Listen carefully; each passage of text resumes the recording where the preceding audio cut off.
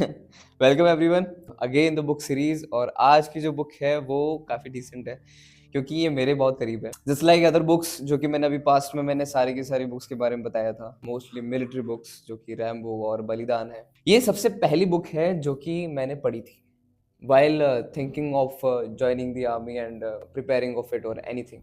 सबसे पहली मैंने ये पढ़ी थी क्योंकि ये सबसे डिसेंट दिख रही थी। ये कवर पेज, ये नाम, कारतूस साहब, मेजर यान कार्डोजो। यार देखो, मिलिट्री मेमोइर्स हम बहुत लोगों ने पढ़ रखे हैं, किसी पोस्ट पे या फिर किसी न्यूज़ चैनल की रिपोर्ट पे, किसी स्पेसिफिक आर्टिकल पे या फिर किसी न्यूज़पेपर पे। और हमने इसके बारे में बहुत सारी बुक्स भी देखी हुई है, परमवीर और ऐसी बहुत सारी बुक आई हुई है, स्वप्निल पांडे, रचना बिस्ट, ये बहुत सारे अच्छे अच्छे राइटर है जो ये ऐसी बुक लिखते हैं। पर ज़्यादातर इन बुक्स के अंदर वॉर लाइक सिचुएशन के बारे में बात होती है, उनके बताए हुए कोई डायलॉग्स के बारे में बात होती है, उसके अलावा कोई फनी इंसिडेंट हो जाता है तो उसके बारे में बात होती है। पर how an army officer feel while being in the war, while being after the war, while being in the injury, while being disabled, उससे क्या महसूस होता है वो आपको मोस्टली किसी बुक में देखने को नहीं मिलेगा एक्सेप्ट दिस।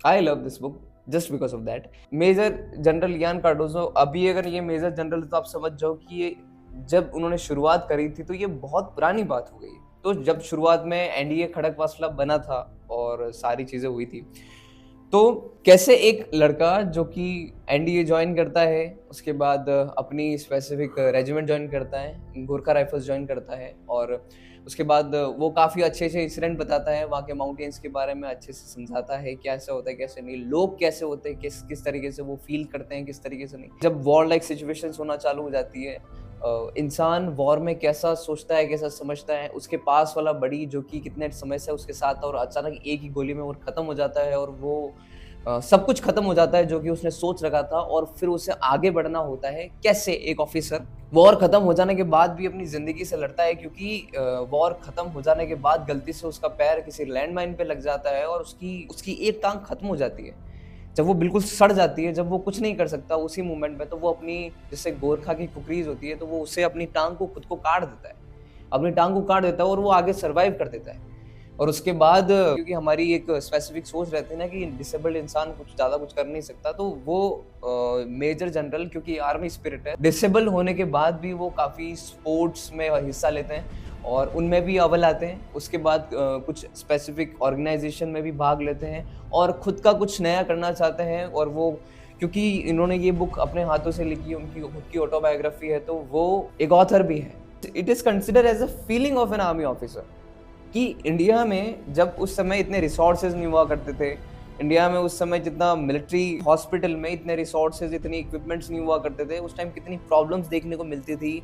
कहा जाता है ना कि ऑफिसर्स की जब उनकी गोलियां लग जाती थी तो 1 से 2 दिन तक उनको हॉस्पिटल की इतनी सर्विस नहीं मिलती थी और उसकी वजह से उनके घावों पर कीड़े पड़ जाते थे। और ये सेम थिंग इन के साथ हुई थी। बुक की जो शुरुआत है वो उनके बचपन से है, कैसे एनडीए ज्वाइन करी और एनडीए से जाने से पहले जब वो ट्रेन में बैठे थे, अपनी परिवार को गुड बाय करे थे, वो फीलिंग कैसी थी, वहां से लगाकर एनडीए कैसा निकला, वो फीलिंग कैसी थी, उसके बाद आईएमए, वो फीलिंग कैसी थी, और सबसे पहले कमीशन होने के बाद जब वो अपने पेरेंट्स की आंखों में आंखें डालकर देखते हैं, जब उनके पेरेंट्स खुद प्राउड फील करते हैं। हर एक इंसान, हर एक डिफेंस एस्पिरेंट भी यही सोचता है कि जब मैं कमीशन हो जाऊंगा तो मेरे पेरेंट्स का क्या रिएक्शन रहेगा, तो उससे भी बहुत अच्छे से बताया गया। उसके बाद जो इनकी रेजिमेंट है, Gorkha regiment, I never ever thought कि ये रेजिमेंट ऐसी हो सकती है।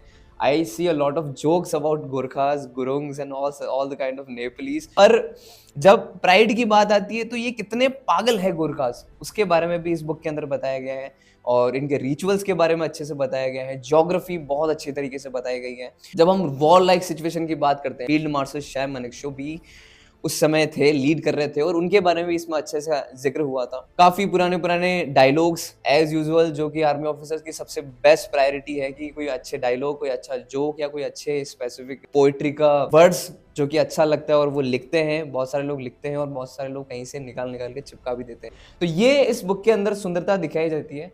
काफी मोटी बुक है, but if you want to live the day thinking about an army officer, if you want to really understand the emotion, the way they think, the way they do, the way they react, then you should read the book. अगर आप सही में army join करना चाहते हो तो then you need to do, और अगर आप सही में किसी आर्मी ऑफिसर की फीलिंग लेना चाहते हो तो आप इस बुक को पढ़ो, because this is something we can say, again I would say it's an emotion, it's a feeling of a person we see holding gun and standing on in front of barricades of borders. That's it. मैं इससे ज़्यादा कुछ नहीं कहना चाहूँगा, क्योंकि मैं भी शायद बहुत सारी चीज़ें इसमें नहीं समझ पाया हूँ, और कितनी बार जब मैं बैठता हूँ इन सारे इंसिडेंट के बारे में फिर से याद करता हूँ तो मैं धीरे धीरे और समझ पाता हूँ. सो या, a little different, but Cardo Sub by Major General Ian Cardozo. That's it. Signing off. Jai.